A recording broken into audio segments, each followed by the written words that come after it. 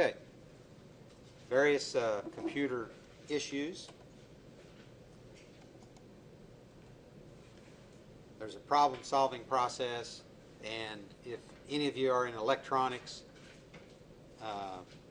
or electrical or maintenance here, there's a troubleshooting process that you learn, and so problem-solving process. Over there on the wall of my room is the design process that we follow as designers when you're talking about product design or really any kind of trying to solve any kind of problem. That's a very involved one when we're talking about design, because we're coming up with something that really has not been invented yet. But there's a process to it, and you don't sit around and check off a list necessarily unless you're working in that capacity for a company or a business. Then you do want to be able to show, hey, I followed all these steps. But defining the problem, analyzing or investigating, collecting your information about the problem.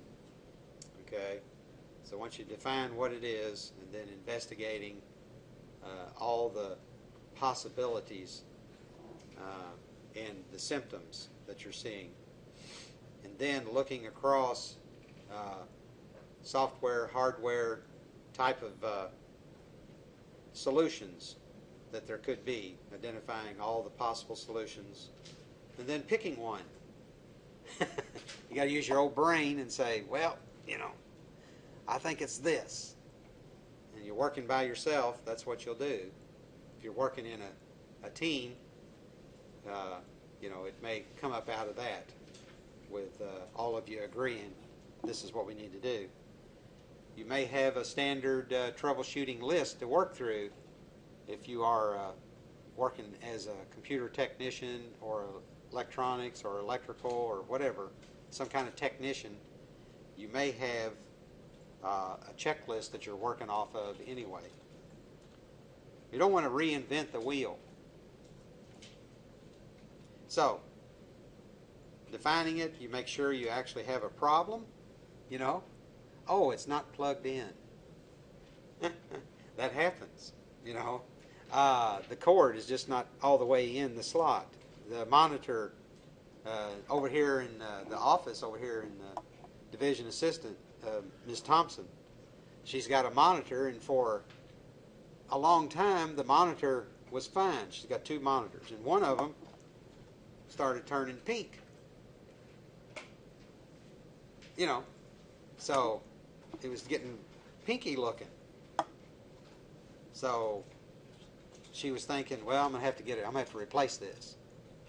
And then the technician looked at it and said, yeah, we've had trouble with those monitors. Some of them don't last too long, so it could be going out. All right. Well, one day she was cleaning, working on stuff, whatever, cleaning up stuff, and bumped the cable, and picture corrected. The monitor screen looked perfect. So she said something to me about it, and I said, well, let's see what's going on. We looked, and it's just loose. The connection was just loose. So we didn't spend a whole lot of time analyzing. But, you got to look and see if you really have a problem, and try things and look for the simple stuff first. Obvious and simplest, and then start asking questions, either of yourself or the user, and then try to collect as much information, your big circle of interest about what's going on.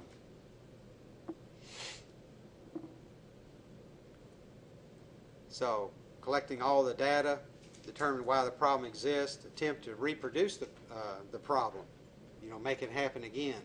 This is like a problem with your car engine, messes up on you while you're at your house, and you make it to the car lot or the garage, and it runs perfect.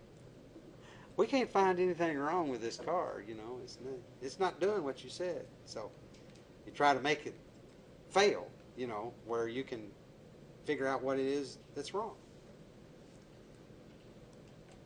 So from that investigation, trying to determine the solutions, ask as many people or as many persons as you can to find out if there's been similar problems and what they have done.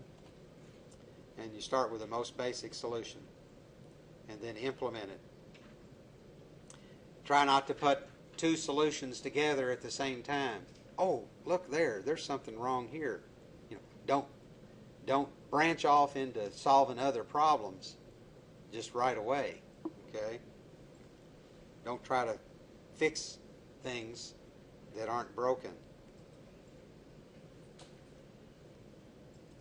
Okay, of course, then confirm the solution, duh. And if you're a good technician and you don't want to have to do that whole process again, you want to try and document it as much as you can, whatever is allowed. And out in industry, when you're working out in industry, you'll need to keep a record, and you have to do a report, sometimes a daily report, but usually on a job or project report, you've got to record what in the world it was you did to make the thing run. Because Sam coming up behind you has got to work on the next shift. If the problem shows up again, he's got to be able to look and see, oh, this is what you did. This is what the other guys did. You know, that fixed it.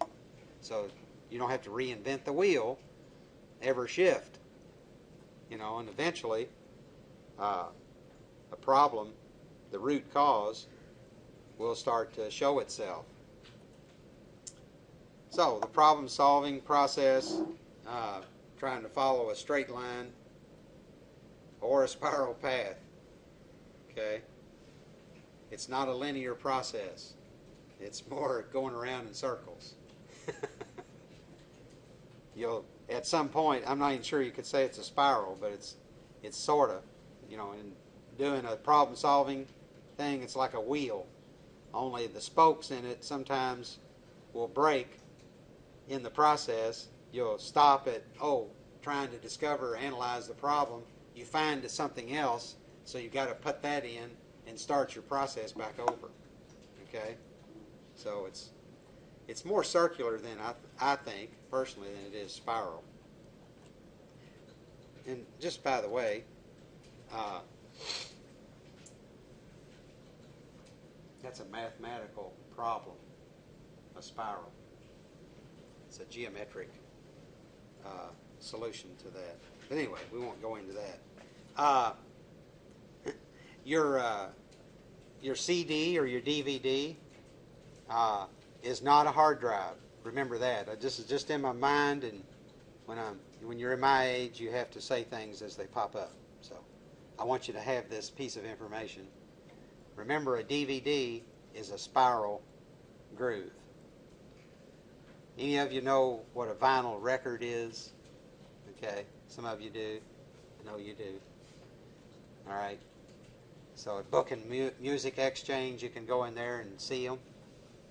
It's like a museum. So it's a spiral. It's one groove. A hard drive does not have grooves, and it does not store it in a spiral pattern, as I showed you. It's all over the place. But a DVD is. It is a single groove in a spiral. That's how it stores the data. So Okay? does the hard drive look for the biggest space it took, or the smallest space it Yeah, took? efficiency. Yeah. But a hard drive does. Okay? If you got a recordable or rewritable DVD or CD, it just finds the end of where everything was stored last and tacks on to the end of it. It doesn't have the ability to go back into an area, you know, and put it in there. It just keeps adding to it. Okay? All right.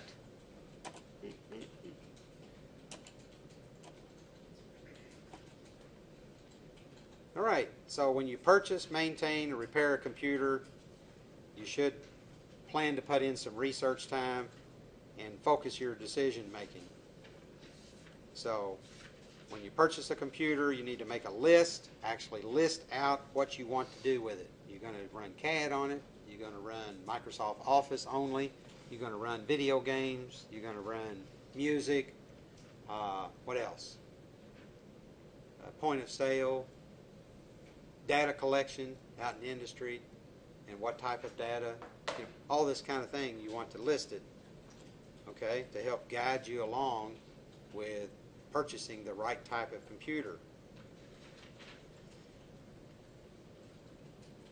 When you buy one for yourself, you're just going to be at the disposal of whatever's out there at Staples or Walmart or whatever, or online. If you're thinking, I want a new one, I want a brand new computer, I want the latest and greatest, well, that'll narrow down, where you buy it and how much you're going to pay for it real quick.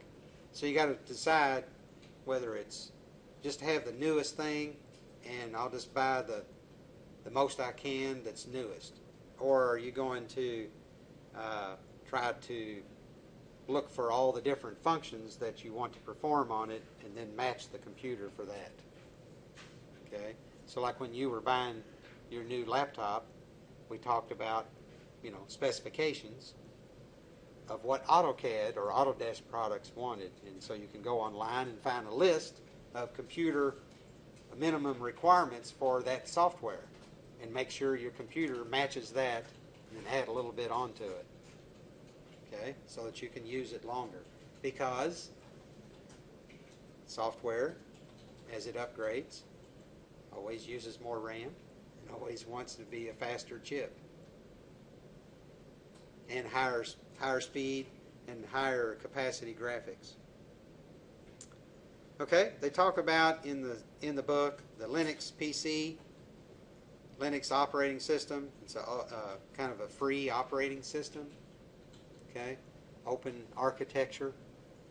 A lot of people swear by it. We've got one IT person at our downtown campus. Loves Linux. That's what he does. That's what he builds his own computers and puts Linux on them.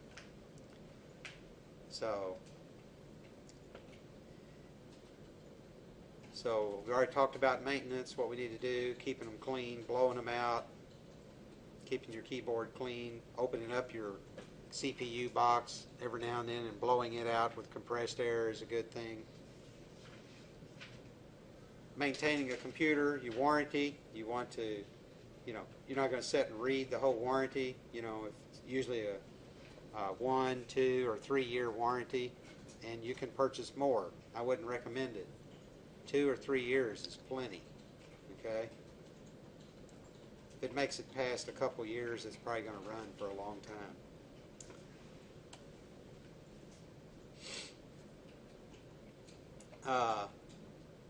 Telephone support. Most of them have some of that available. Usually a toll-free number. And we're about out of time. Talked about useful life. Discarding the equipment. You'll need to research. One of your projects is find out where you can take old computer equipment. Don't throw it in the toter. Don't throw it away like that. There's places that will even pay for the old computer, give you a little bit of money for it, not much. Then other places you just drop them off. It's just a good thing to do. So all those heavy metals, there's gold and silver, and of course aluminum. Several different metals are in the circuit board. So yeah, there's, and of course, the solder. So there's places that pull all of that out of there.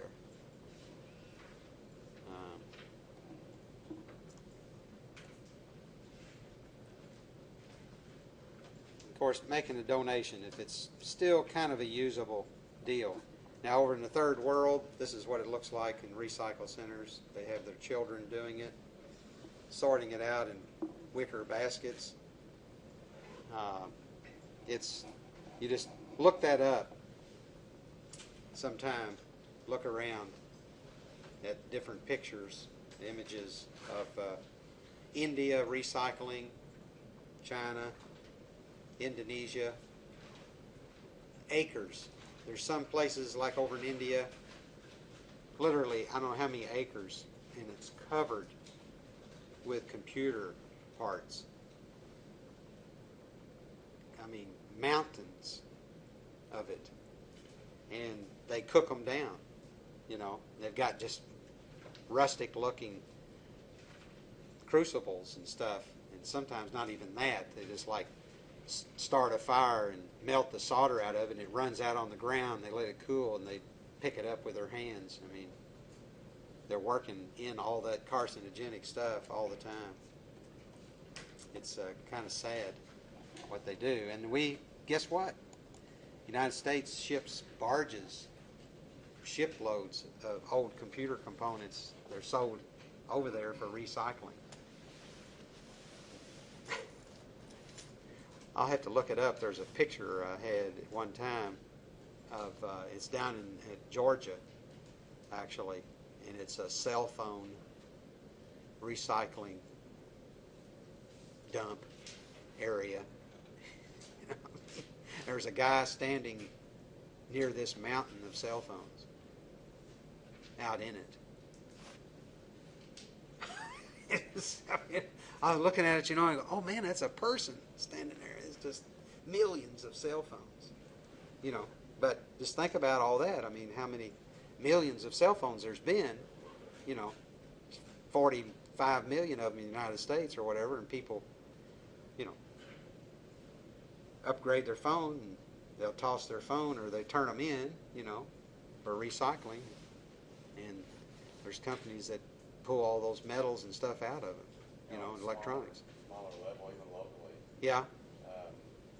Looks like I live in Lewisport, so we don't have the service there, but here in town, you'll have that recycling company, I guess. Yeah. My mother-in-law had, just an ungodly amount of recyclables that she needed picked up.